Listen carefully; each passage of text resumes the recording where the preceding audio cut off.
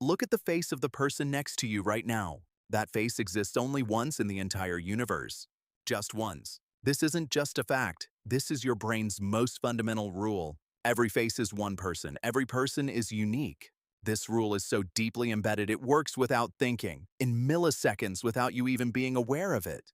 Now think about the moment that rule collapsed for the first time.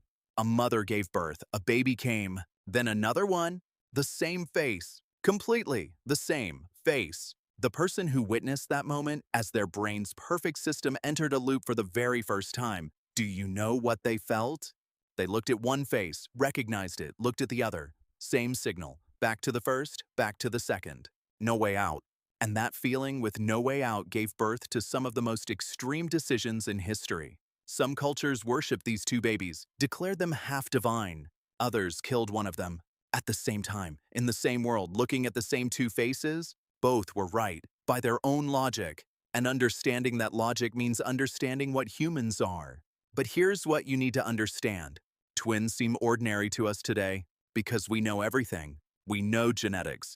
We know identical twins, fraternal twins. There's ultrasound statistics, a word for it.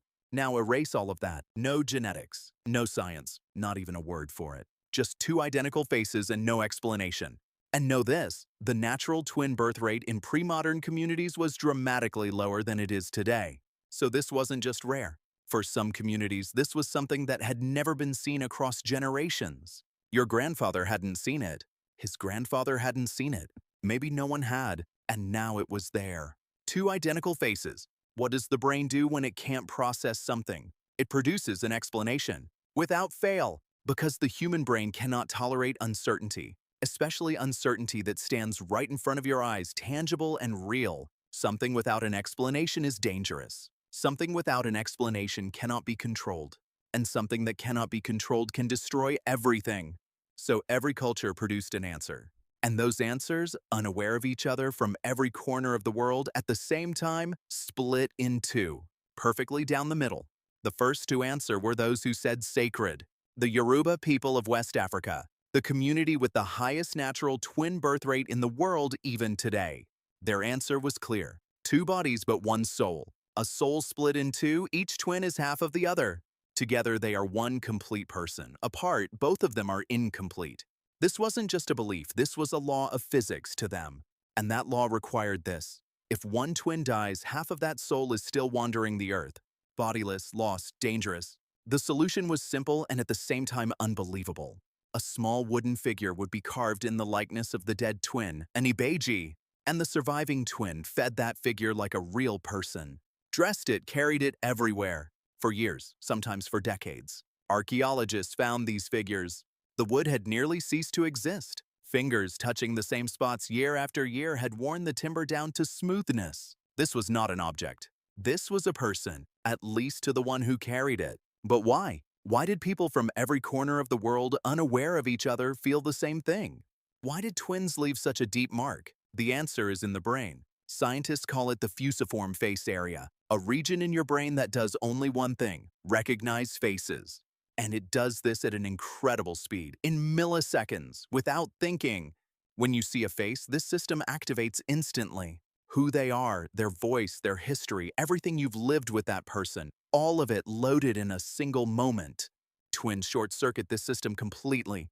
You look at one face, the system fires. You look at the other, the same signal. But a different person, two identical certainties, one brain, an irresolvable contradiction. And it wasn't just ancient humans who felt this. It's observed that people encountering twins for the first time struggle to process this. They experience a moment they cannot describe, cannot name.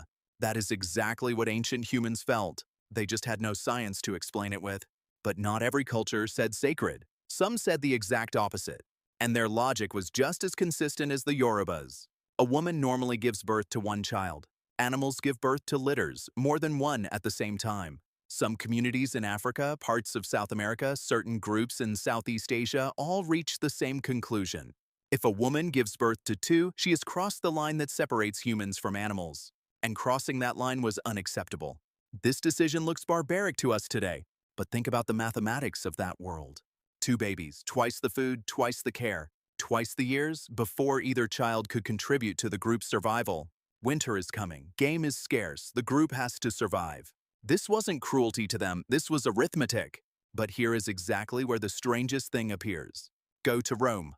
The Romans worshipped Castor and Pollux, declared the twins half-divine, built temples in their name, called their names before going into battle, and at the same time told the story of Romulus and Remus, two twins, the story where one killed the other. The same culture, at the same time. Both worshipped twins and imagined them as beings who killed each other, because twins were not one single thing. Twins were everything at once, sacred and cursed, complementary and rival, miracle and threat. But among all these stories, there is one that resembles nothing else. In Yoruba tradition, when one twin dies, the surviving twin continues to carry the Ibeji figure. But one day that surviving twin also dies. And then what happens? The family is now left with two Ibeji figures, two wooden figures, side by side. And they continue to feed them, to dress them, to carry them, because that soul is still out there somewhere, split, waiting. Some Ibeji figures have been preserved as pairs to this day. Still side by side, no one has separated them. Think about that for a moment. Two wooden figures, carved centuries ago, fed, dressed, carried for centuries, and still together, because they could never be apart. From the very beginning. Now take a step back. There were those who said sacred, those who said cursed, those who worshipped, those who killed. All of them looked at the same thing. Two identical faces, and all of them produced a different answer. Because the question was the same, but the fear was different. The belief was different. The survival calculation was different. But think about this. Today we look at twins and feel nothing unusual. We know the genetics, there's a word for it, there are statistics, it's ordinary. But erase that knowledge, leave only the feeling. Two identical faces, no explanation. Your brain enters a loop and cannot get out. That feeling is still there, still inside you.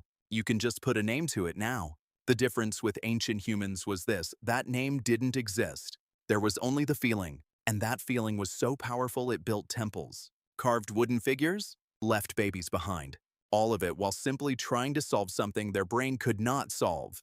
We still have the same brain. We just have answers now. But before the answers, there was only the feeling. And that feeling is one of the most honest things that has ever described what it means to be human.